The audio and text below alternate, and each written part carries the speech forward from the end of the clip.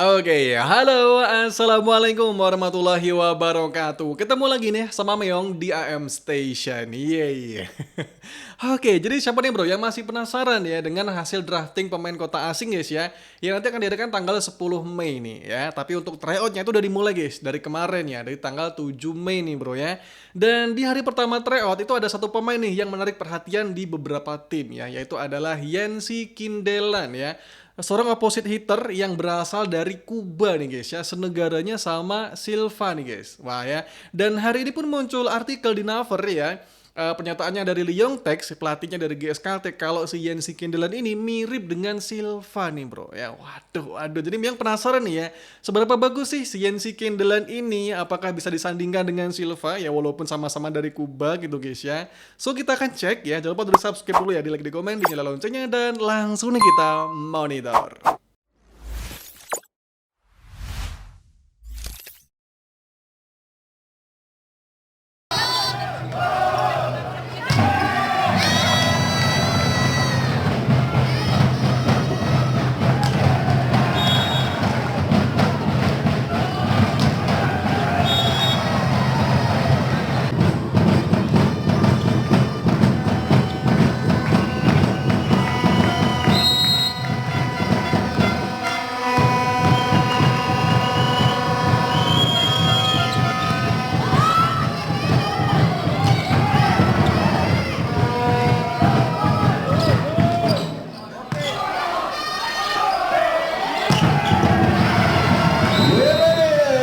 Oke, jadi ini bro ya, Yancy Kindelan ya, pemain asal Kuba, senegara dari Silva gitu ya. Jadi apakah karena ini satu negara maka skillnya akan sama? Ya belum tentu gitu guys ya. Oke, ini pemain masih muda, 22 tahun guys, sementara Silva udah di 34 tahun gitu ya. Jadi gap usianya lumayan jauh gitu ya, beda generasi tentunya gitu ya. Tinggi badannya di sini 190 ya, keterangan dari Volleybox, tapi kalau dari Coverage itu 188 ya, jadi ada perbedaan 2 cm gitu ya. Kemudian jangkauan speknya mencapai 3,2 meter, kemudian jangkauan blok atau vertical jump-nya mencapai 3,1 meter guys ya. Oke, ini dari Volleybox gitu bro ya. Yancy Kindelan musim lalu membela tim dari Belgia yaitu di CSM Lugoj ya, dan membawa tim ini menempati peringkat ke-7 nih guys ya dari total 10 peserta. Waduh, jadi nggak masuk playoff gitu bro ya. Oke, dan sebelumnya guys ya, untuk Liga Belgia ini hanya ada 10 tim ya, dan hanya berlangsung selama 2 putaran di babak reguler gitu ya. Jadi hampir sama seperti di Proliga gitu ya, hanya berlangsung 2 putaran gitu guys ya. Jadi total pertandingannya hanya ada 18 pertandingan sepanjang musim reguler ya. Beda banget dengan di Korea yang berlangsung selama 6 putaran ya, dengan total pertandingan 36 ya untuk musim kemarin gitu guys ya. Nah, sementara untuk musim depan ya, seandainya Paper jadi bubar ya, jadi total timnya hanya ada 6 tim ya. Jadi selama 6 ronde, jadi 5 kali 6 30 pertandingan untuk musim depan gitu guys ya. Jadi berkurang 6 pertandingan nih kalau misalnya Paper jadi bubar gitu guys ya. Di sini Yancy Kindelan itu mencetak 345 poin ya, dan menempati posisi ketiga nih dari perolehan top skor ya. Di bawahnya dari yang pertama itu ada Nicolo van der Vosse dengan totalnya 418 poin, kemudian Victoria Piani di 379 poin gitu bro ya. Oke, sementara untuk statistiknya dari Yancy Kindelan ini di Liga Belgia secara lebih detail ya, di sini menempati ranking ketiga nih di posisi ranking indeks untuk pemain opposite hitter ya. Di bawahnya dari Van der Vosse dan Piani Victoria di sini bro ya.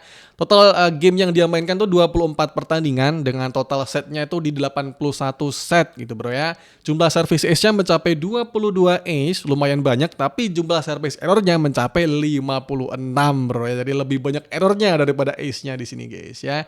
Kemudian tuh half point-nya mencapai 18 poin ya. Jadi half point ini adalah service yang tidak error ya, tapi juga tidak langsung berbuah ace ya. Jadi ini adalah service yang membuat tim lawan tidak bisa mengembalikan bola ya. Jadi ini tidak langsung ace ya. Jadi tim lawan tuh masih sempat menyentuh 2 kali atau 3 kali sentuhan ya, tapi tidak bisa mengembalikan bola, istilahnya gitulah bro. Atau dalam Liga Korea itu namanya tim error gitu guys ya. Oke, 18 half point dari servisnya Yancy Kindelan ini bro ya.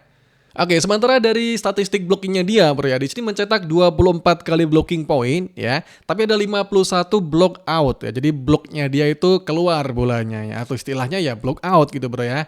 Dan ada 4 kali invasion atau 4 kali pelanggaran ya. Jadi bloknya dia overnet ya, jadi mengganggu bola kedua dari setter lawan gitu, bro ya.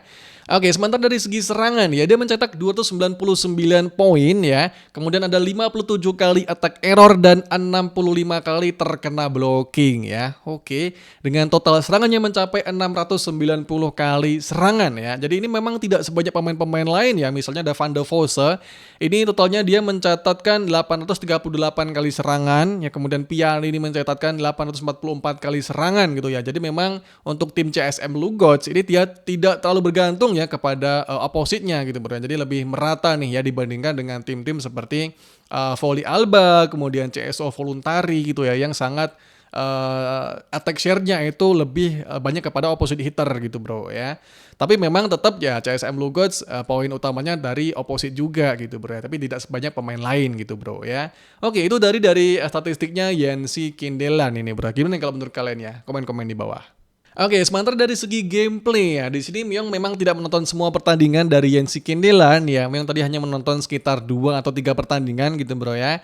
Tapi di sini menurut Myong dia lumayan bagus ya, powernya oke, lompatannya bagus, servisnya Myong suka banget gitu, bro ya. Jadi nggak hanya sekedar keras tapi juga belum jadi pelintir, dicop. Pokoknya dia bagus lah ya dari segi servis dia Myong suka. Powernya juga bagus, blockingnya juga cekatan ya, bro ya. Tapi menurut Meyong ya, satu hal nih yang mungkin bisa diimprove ya dari Yancy Kindelan adalah variasi serangan, guys ya. Di sini Meyong lihat ya dari 2 atau 3 pertandingan dia lebih sering menggunakan crosspipe ya. Bahkan Meyong belum pernah melihat ya dari yang Meyong tonton ya.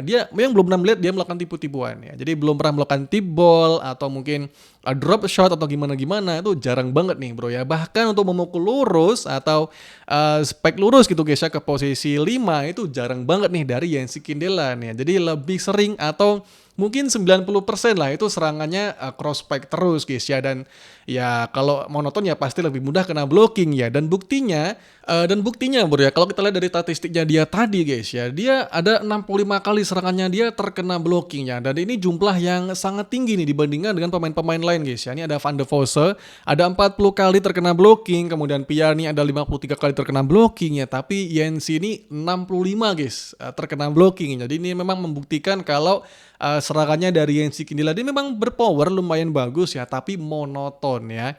Terlalu mengandalkan crossback-nya dia gitu guys ya. Itu sih mungkin yang perlu ditingkatkan ya dari Yancy ya, adalah variasi serangan sih guys ya. Oke, jadi ini guys ya review Myong tentang Yancy Kindelan ya, pemain asal Kuba yang kemarin di hari pertama tryout itu menarik perhatian banyak tim gitu bro. Jadi apakah dia ini worth it ya, apakah dia pemain yang bagus menurut kalian ya, komen-komen di bawah ya.